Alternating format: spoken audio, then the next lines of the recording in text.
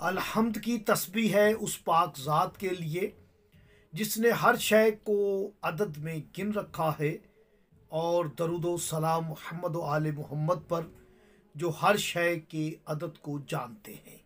آپ دیکھ رہے ہیں فیض حسینی ٹی وی۔ میں طالب علم حرف و عدد گلفام علی حسینی آپ سے مخاطب۔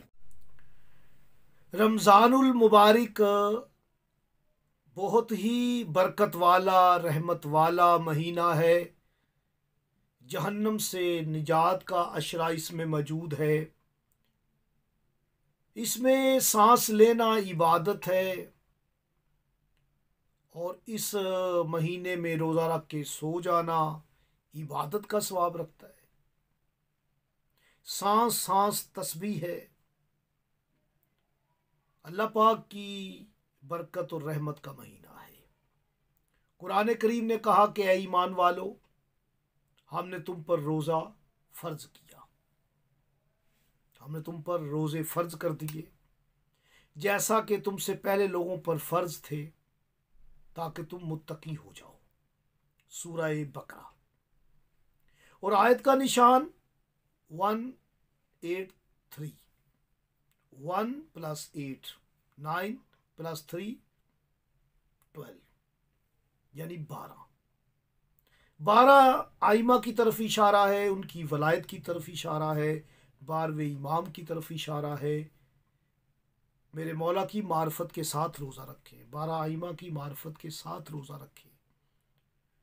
اور آپ دیکھیں کہ پیغمبر اعظم کا جو عدد پاک ہے 92 کامل کریں گے تو 2، مولا علی کا 110 کامل کریں گے تو 2۔